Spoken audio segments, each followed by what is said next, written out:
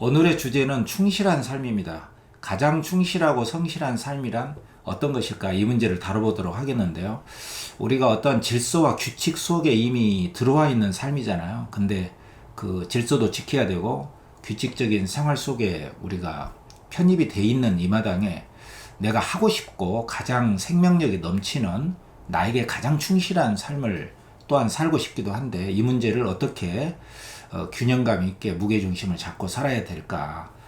이것은 어떻게 보면은 인생 주제이기도 합니다. 이 문제를 여러분들도 이제 알고 있을는지 모르겠는데 수험생이라면은 2009년도에 수능에 나왔던 김승옥의 역사라고 하는 소설이 있어요. 단편 소설입니다.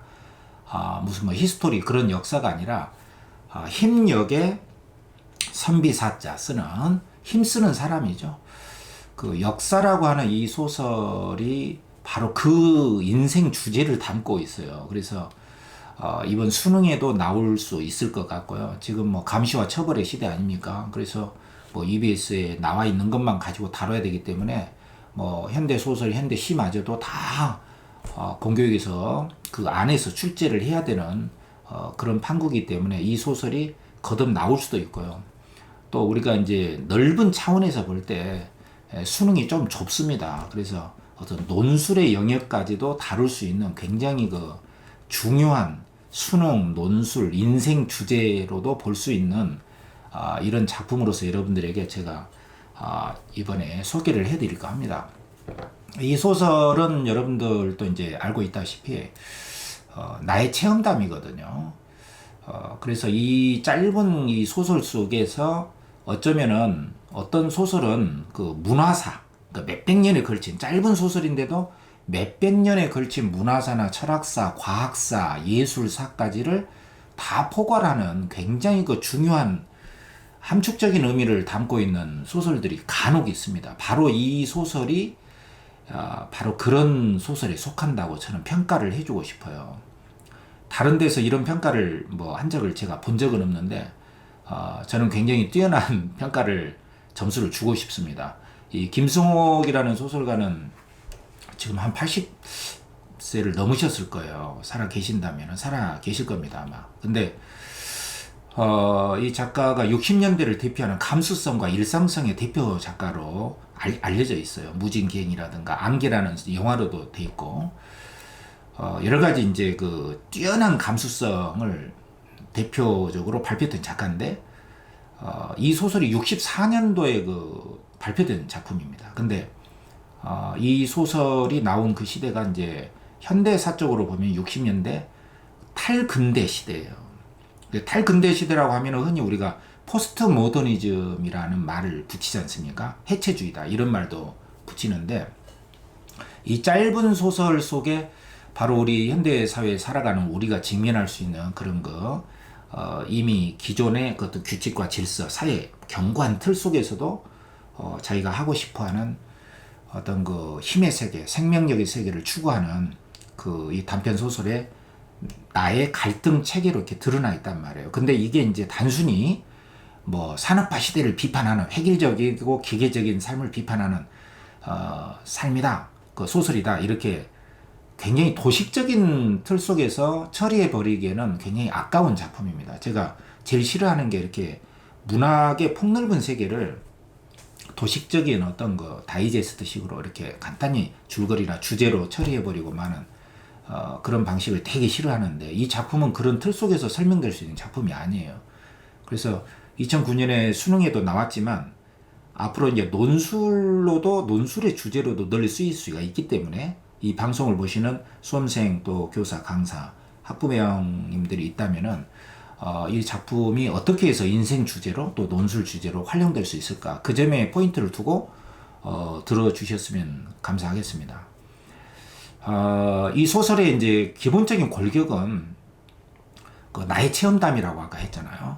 그래서 내가 이제 공원에서 어떤 청년을 만나서 그 청년의 이야기를 듣는 과정에서 그 청년이 그 체험담이 나오게 되는 것이죠. 그래서 바깥에 있는 나는 1인칭 관찰자인데 그 안에 있는 나는 그 청년이 되는 셈이에요. 그래서 1인칭 주인공이죠. 안에 있는 이야기는 액자 틀이 있고 그 속에 그림에 해당하는 그 나가 그 청년의 체험담이에요. 그 두 개의 공간을 체험하는데 창신동에서는 그 노동자라든가 뭐 가난한 뭐 창녀 뭐 그 당시에 쓰는 용어죠. 그런 그 하층민 판잣집에서의 삶의 체험담이 들어가 있어요. 굉장히 더럽고 지저분하고 무질서하고 무기칙하고. 근데 거기에서는 내가 기타도 치고 싶을 때 쳤고, 내가 기타를 칠 때 그 노동자들이나 그 사람들은 되게 좋아했고, 영혼의 안식처의 그 역할도 했다고 나는 기억을 하고 있는. 그리고 서씨라고 하는 힘쓰는 역사, 중국인과 한국인 사이에서 태어났던 그 혼혈아를 만나서, 그 노동자인데 그 사람의 그 기가 막히는 장면을 보기도 해요. 동대문 도를 막 주체할 수 없는 그 선조로부터 물려받은 힘을 돈 버는 일에 쓰지 않고, 아직까지 이 힘의 역사가 살아있다는 걸 조상들에게 알려주기 위해서 이 밤에 동대문 도를 막 들었다 놨다 하는데 힘을 쓰는데 만족하는 그런 그 생명력을 지닌 사내와의 만남도 소개해주고 있습니다. 근데 이제 너무나 지저분했기 때문에 또 안정된 삶을 추구하는 나의 욕구도 있어서 양옥집이라로 이제 이사를 가게 돼요. 근데 이제 깨끗하고 아주 그 좋았는데, 이사 가자마자 이제 그 집에 주인인 할아버지가 나타나서 오리엔테이션을 나한테 오리엔테이션 식으로 나한테 어떤 질서와 규칙을 강요하는 것이죠. 6.25 때 뭐 몇 살이었냐, 6.25가 지난 이후에 우리가 회복할 것은 무엇이라고 생각하느냐, 막 이런 질문을 하면서 딱 잘라서 한마디로 그것은 가정의 파괴였고 위대한 이 가정을 회복해야 된다, 위대한 가풍을 세워야 된다. 그래서 뭐 규칙과 질서를 되게 강조하는 거예요. 그래서 뭐 6시면 일어나야 되고, 뭐 몇 시에 밥 먹어야 되고, 뭐 오전에는 반드시 이렇게 해야 되고, 오후에는 뭐 미싱 돌리는 시간에 피아노 소리도 나야 되고, 뭐 기타를 치고 싶다면 그 시간에 쳐야 된다. 오후 4시 정도에. 그 시간에 아니면은 기타를 칠 수가 없고, 또 할아버지가 직접 준 뭐 차도 먹고 나서 이제 몇 시가 되면은 촥 잠자리에 들어야 되는, 굉장히 이런 생활도 있나. 이런 그 정식의 생활. 물론 이제 합리적이고 효율적이고 생산적인 것도 있다고 봐요. 그렇지만 머리로는 이해가 되는데 내 감정적으로는 내 마음에서 거부의 바람이 일고 있는 거죠. 그러면서 창신동에 살았던 내가 마음껏 칠 수 있을 때 쳤던 그 기타 소리라든가 그네들의 무질서, 무규칙, 더러웠지만은 어떤 생명력이 살아 움직였던 그때의 삶을 내가 이제 그리워하고 있다는 걸 내가 알게 되는 것이죠. 근데 이러한 그 단편 소설 속에 나타난 나의 갈등의식, 이것은 사실은 이제 아까도 이야기했지만은 60년대에 나왔기 때문에, 물론 이제 김수공이라는 작가가 이러한 60년대를 기점으로 해서 세계사가 이제 확 변하게 되지 않습니까? 그것은 고대, 그 이어서 이제 중세, 신중심의 중세 시대를 거쳐서 근대라고 하는 시대가 우리 앞에 다가오면서 과학이 몹시 발달하게 되지 않습니까? 인과율에 따라서 우주는 또 움직인다게 되는 그런 아인슈타인의 이론이 등장하게 되고, 모든 과학들이 막 발전하게 되는 그런 시기를 우리가 이른바 이제 근대다. 그래서 효율과 생산성, 효율성, 산업화 시대가 이루어지게 되면서 인간 중심적인, 이성 중심적인, 그리고 계몽주의 사상이 그 시대를 확고하게 자리 잡게 되는, 그래서 삶의 의미라든가 가치가 하나의 그 획일적인 인간 중심적인 인간의 능력을 굉장히 신봉하는, 그래서 철학사에서도 뭐 아는 것이 힘이다, 생각한다, 고로 존재한다, 이런 거 베이컨이나 데카르트의 이러한 그 철학의 개념들이 자리를 잡게 되고, 과학에서도 여러 가지 문화적인 그 가치 이념도 우리가 이제 인간 중심적인 이성의 그 우위에 서 있는, 중세하고는 또 다른 그런 이성의 힘을 믿게 된 우리 계몽주의 시대라고 하지 않습니까? 이게 근대라고 하면은 60년대는 이렇게 탈근대가 나오게 됩니다. 그래서 이 그 근대라는 시대를 우리가 이제 모더니즘 시대라고 칭을 하잖아요. 물론 이제 현대적 개념의 모더니즘이긴 하지만 이 모더니즘의 이제 표현주의도 이제 다채롭게 펼쳐지는 그런 시대에 이어서 60년대가 되면은 이른바 탈근대, 말하자면은 포스트 모더니즘, 포스트 스트럭처리즘, 그러니까 후기 구조주의, 해체주의가 등장하면서 그 전에 근대까지 있었던 그 이성 중심적인 인간의 그 어떤 이성과 합리성을 신봉하던 그 하나의 신념 체계가 와장창창 깨져가는, 해체되어가는, 컨스트럭션이 아니라 디컨스트럭션 시대죠. 탈구조주의, 해체주의 시대가 막을 여는 시대가 60년대란 말이에요. 그래서 이제 이 소설이 이제 어떤 우리 현대적 삶을 살아가는 우리에게도 인생 주제가 될 수 있느냐, 그 이야기를 지금 하고 있는 겁니다. 그래서 포스트 모더니즘이라는 게 어떤 그 자아라든가 어떤 견고한 신념 체계가 이제 무너져 간단 말이에요. 그러면서 나타나게 된 게 이제 과학에서는 양자역학이라든가 철학계에서는 데리다, 들레즈, 락강, 그리고 그 전에 이미 이제 포스트 모더니즘을 예고했던 철학자들로서 니체나 프로이트라는 사람들이 등장하면서 신은 죽었다. 그리고 뭐 프로이트도 우리 인간의 이성이 의식의 대부분이 아니라 이성 의식보다 더 큰 무의식이 있는 것이고 우리가 알지 못하는 것이 있다. 그래서 이성의 한계에 대해서 철저히 이제 반박의 시대를 열어가면서 우리가 자아라고 여겨지는 것도 허구일 수가 있는 거고 우리가 주체적으로 할 수 있는 것에 한계가 있다. 양자역학 같은 경우도 그런 거 아니겠습니까? 우리가 관찰하는 동시에 어떤 빛과 에너지, 파동으로 되어 있는 것이 관찰하는 동시에 입자라는 물질이 되어버린다. 그렇다면 우리가 보지 않는 그 세계는 광막한 어둠 속에 있다는 거예요. 불확정성 원리입니다. 그러니까 인과율에 따라 움직이지 않는 것이죠. 그래서 근대가 어떤 그 필연적이고 보편적인 이성의 원리로서 설명할 수 있었다면은 탈근대 포스트 모더니즘은 인간의 이성으로는 알 수 없는 것들이 너무 많아요. 확정 지을 수가 없습니다. 그래서 인과에 따라 움직이지도 않고 우연적이고 필연보다는 우연적인 거, 보편보다는 개별적, 특수적인 거, 예외적인 것이 더 많아요. 그러면서 모든 문화사적인 삶의 어떤 보편적인 의미라든 것도 하나가 아니고 합리적이고 효율적인 거, 그것만이 의미가 아니고 삶에 꼭 의미가 있어야 되는가, 삶의 무의미성, 이런 것들이 나타나게 되고 중심적인 것이 주변적인 것으로 이제 밀려나게 됩니다. 그래서 이제 백인 중심주의에서 이제 흑인들의 부상이 이루어지고 남성 우월주의에서 페미니즘이 나타나야 되고 뭐 성소수자를 또 나타나게 되고 그래서 오늘날 우리 사회에서도 뭐 MZ 세대니 이 신세대들이 새로운 그 가치 이념들이 나타나게 된 게 이 포스트 모더니즘의 하나의 현상이라고도 볼 수가 있거든요.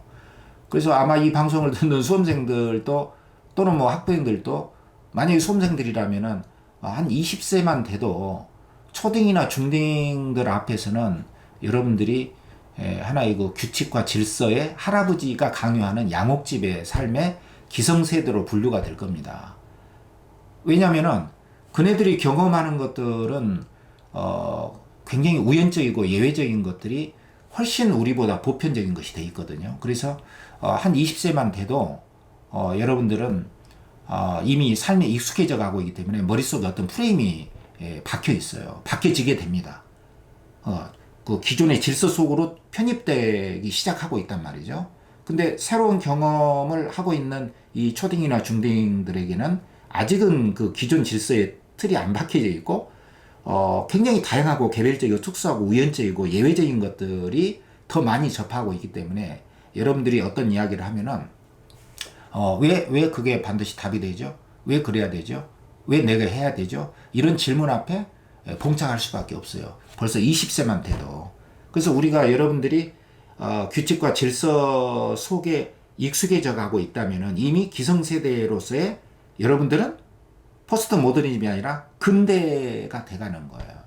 그래서 요즘에 우리 사회에서의 세대 간 갈등이라든가 이런 것이 더욱더 가속화되는 이유가 60년대 이후에 포스트 모더니즘이라고 하는 해체주의라고 하는 이 큰 틀 속에서 우리가 설명을 할 수가 있는 것이라고 볼 수가 있는 거죠. 그래서 데리다라든가 들레즈라든가 이러한 그 포스트 모더니즘의 철학자들 그리고 양자역학 이러한 것들은 산업혁명, 산업화 시대 이후에 나타난 해체주의의 영향들이고 그 연속선상에서 이제 니체라든가 어떤 동물성을 회복해야 된다라고 하는 니체의 사상이라든가 프로이트, 무의식을 주장했던 이런 사상들이 바로 이제 이 김승옥의 역사에서 나의 갈등 속에서 포함시켜서 이런 개념 속에서 설명을 해 나갈 수가 있는 것이죠. 만약에 논술 주제로 활용이 된다면 이 나의 갈등 의식을 설명하면서 이러한 과학사, 철학사, 예술사 문화사의 개념들하고 연결시켜서 나의 갈등의식을 설명을 해줘야 되는 것이죠.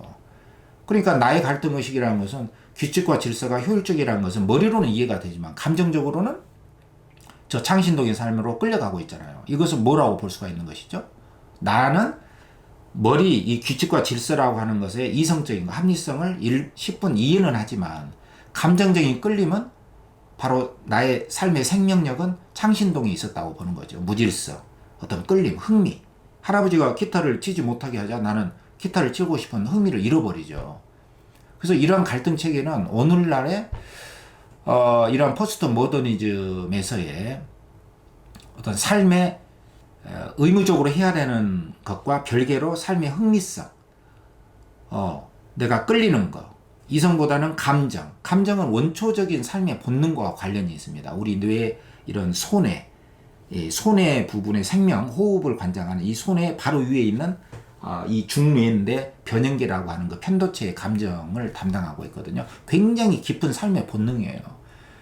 그래서 니체도 삶의 본능성을, 동물성을 회복하는 것이 삶에 가장 충실한 것이다 라고 외쳤듯이 이 역사 속에 나타난 나의 갈등을 하고 있는 나의 그 의식도 바로 포스트 모더니즘에서 강조하고 있는 삶의 원천적인 생명력으로서의 감정을 더 중시하는 그런 의식의 편리를 볼 수가 있는 것이죠. 그렇기 때문에 이 나라고 하는 나의 갈등의식을 이러한 지금 몇백 년에 걸친 문화사, 철학사, 과학사의 개념과 연결시켜서 나의 갈등의식을 설명할 수가 있고요. 지금 현대를 살고 있는 나의 갈등이 있다면은 현재 나는 어떠한 규칙과 질서 속에 속해 있는가, 이것을 잘 이해를 하고 이 규칙과 질서 속에서도 내 감정이 끌리고 내가 더 본능적으로 그 역사라는 소설에서 서씨가 힘을 발휘하듯이, 그러나 그 서씨가 힘을 발휘하는 것은 다른 사람들에게 굳이 보여주고 싶어 하지 않는 자기만의 생명력의 세계거든요. 다른 사람에게는 그 서씨가 보여주고 싶어 하지는 않지만은 그 자신만큼은 굉장히 소중하게 가치로운 것으로, 소소한 일상적인 것으로 그 스스로가 간직하면서 노동자로서 살아가고 있는 것이잖아요.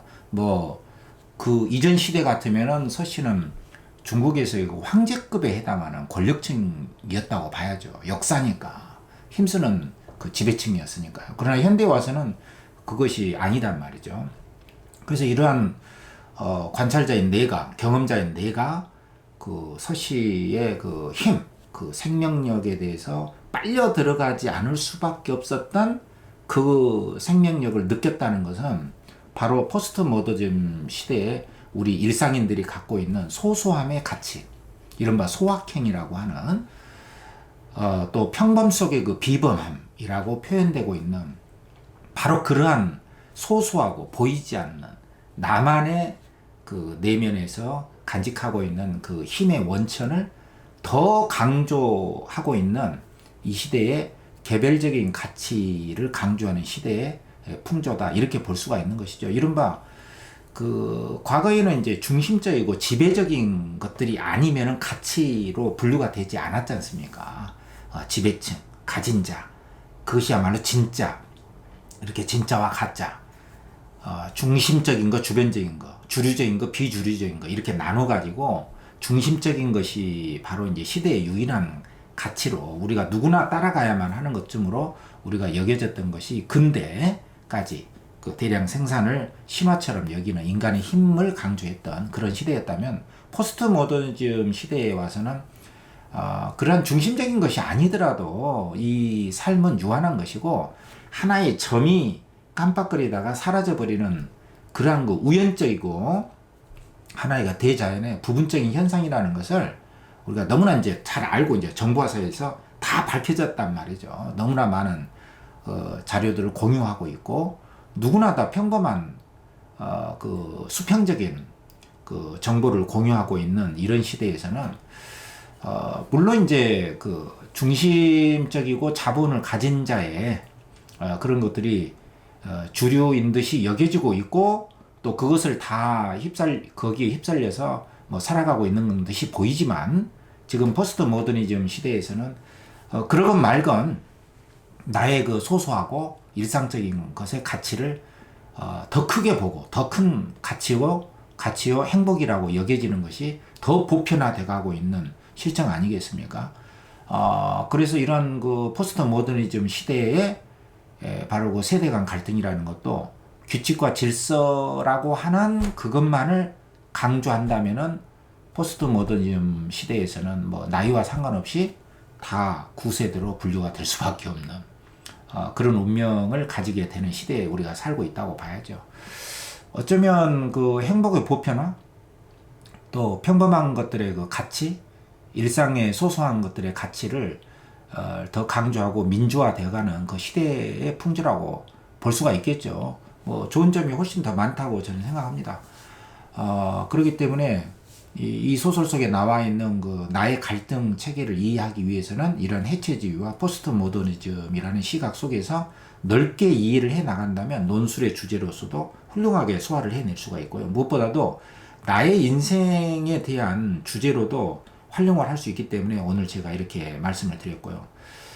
나 자신이 혹시 어떤 규칙과 질서 속에서 내가 희생이 되고 어거지로 하고 있다라고 생각이 든다면은 반드시 그 서씨의 힘을 내가 동경하고 있는 이 소설 속의 나와 같이 나 또한 내면의 생명력을 포기하지 않고 규칙과 질서 속에 있으면서도 나만의 생명력을 회복하는데 뭐가 필요한지를 그걸 찾아 나가는 탐색의 노력을 우리가 해 나가는 것이 보다 인생의 본질적인 문제라는 것을 다시 한번 확인하게 하는 중요한 소설이고, 이 소설을 통해서 우리가 얻어야 될 교훈이 바로 그런 점이 아닐까. 우리가 삶의 무게중심을 잡으려고 할 때, 그리고 이런 갈등이 나만이 아니라 이 시대를 살아가는 모든 사람들, 뭐 돈이 있건 없건 뭐 권력자가 아니건 간에 이런 본질적인 문제 앞에 우리는 직면해 있다, 이렇게 볼 수 있다고 저는 생각합니다. 이것이 바로 우리의 인생은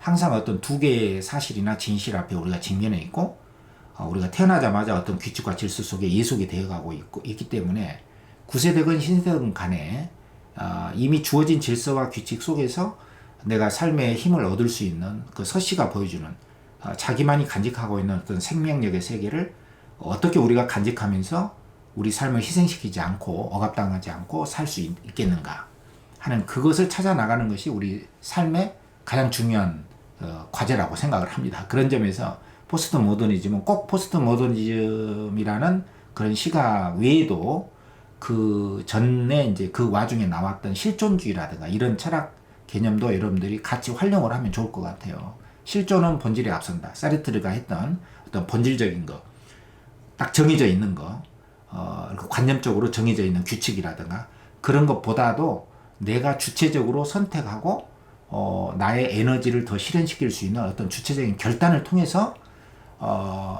앞으로 나아가는 것, 그런 것들이 본질적으로 주어진 것보다도 훨씬 더 실존적인 이 힘과 에너지가 훨씬 더 앞서고 더 큰 것이다. 이런 명제도 함께 이해할 수 있으리라고 봅니다. 어쨌든 이 역사라는 이 소설 속에 나타난 나의 갈등을 통해서 지금 요즘 세대 간 갈등, 뭐 왜 그런 건 안 되죠? 왜 그것만이 정답이죠?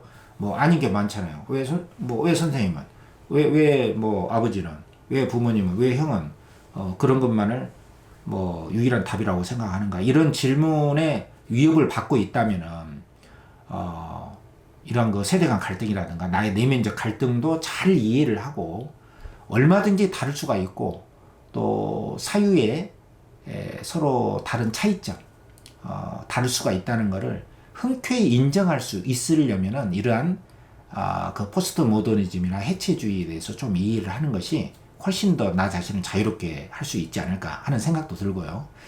그래서 오늘은 김승옥의 역사라고 하는 이 짧은 단편 소설 속에 수능 문제로도 활용이 될 수 있지만 수능 문제로 그 고정된 도식적인 틀로서는 이해할 수 없는 굉장히 오랫동안 전개되어 온 우리 인류사의 어떤 그 인생 과제가 농축이 되어 있는 철학적이고 중요한 인생의 과제가 담겨져 있는 그런 소설이다. 이 점을 제가 주절주절 여러분들에게 말씀을 드리고 소개를 해줬습니다. 여러분들 이 주제를 생각하면서 논술도 한번 써보시고요. 만약에 여러분들이 써서 제 메일로 보내주신다면 제가 흔쾌히 제가 첨삭을 해드리고 논술 멘트도 해드리겠습니다. 그리고 이 뒷부분은 제가 이제 수능과 관련해서 그 영상을 조금 연결시켜서 제 강의에 있는 내용을, 그 본문에 있는 내용, 서씨를 그 몽상적인 의미에서의 성실이었다, 충실합니다, 이런 구절이 나와 있는데 바로 그 구절도 제가 잠시 이어서 잠깐 보내드리겠습니다. 자, 그럼 즐거운 한 주 되시기를 바라겠습니다. 서씨가 내게 보여준 게 있다면 몽상적인 의미에서의 성실. 이 말이 좀 어려운 말인데, 그러니까 현실에서의 성실이 아니라 서씨는 몽상적인, 그러니까 어떤 꿈에서나 어떤 낭만적인 세계에서나 볼 수 있는 그런 그 감정의 힘, 이거는 어떤 생명력이라고 봐야 됩니다. 이 생명력을 고스란히 나한테 보여준 그러한 의미의 성실이었다, 이거죠. 어떤 규칙과 질서라는 의미가 아닙니다. 당연하죠? 그런 게 여기서 말하는 이해와 감정과는 별개의 문제다, 이런 말이거든요. 여러분들이 여기서 이제 요 말이 굉장히 중요한 말입니다. 이해는 머리로 하는데 가슴에 있는 이 감정적인 것은 내가 이해한 거하고는 다르게 내가 반응을 하더라. 감정적으로는 끌리지가 않아. 머리로는 이해를 하지만. 그래서 이 가족의 계획성 있는 움직임이라든가 약간의 균열점은 금방 땜질해 볼 수 있도록 훈련되어 있는 전진적인 태도, 뭔가 이제 계속 발전하고 있고, 뭔가 뭐 규율과 질서 속에 다 해결할 수 있다, 어떤 그 발전의 신화죠. 무엇인가 창조해내고 있다는 듯한 자부심이 만들어준 그늘없는 표정. 그러니까 겉으로 보기에는 굉장히 그 합리적이죠. 그리고 계속 진보 발전해 나간다는 이런 자신감이 있어. 그렇기 때문에 얼굴에는 그늘이 없어요.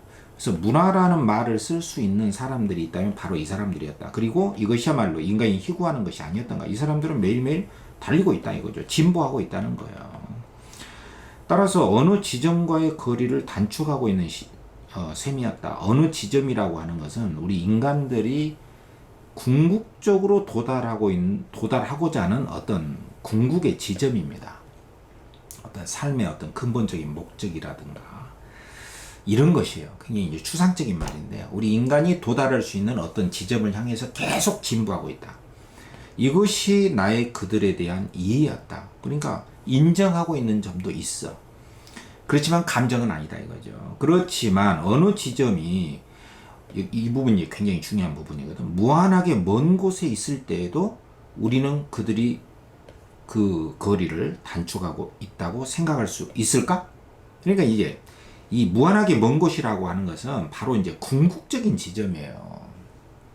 우리가 뭐 과학기술이 아무리 발달하고 또 뭐 부와 여러 가지 편리성, 효율성, 이성, 합리성, 효율성 다 좋습니다.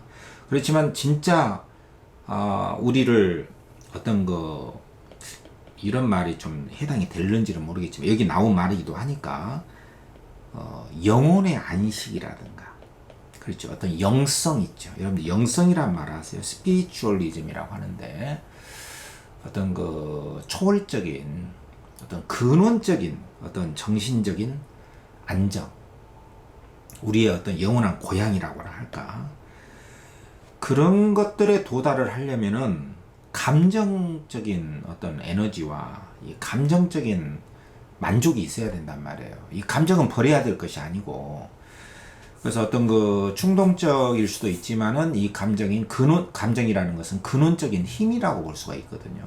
바로 서씨가 가지고 있기도 하고, 또 그 창신동에서 내가 기타를 치면서 사람들이 좋아했던 바로 그것이단 말이에요. 그거는 질서하고 뭐 효율이나 안정 이런 거하고는 좀 관련이 없는 것이거든요. 그래서 이런 근본적인 우리 인간이 도달해야 될 그런 것일 경우에도 이 사람들의 규칙과 질서가 그런 거리를 단축시키고 있다고 생각할 수 있을까?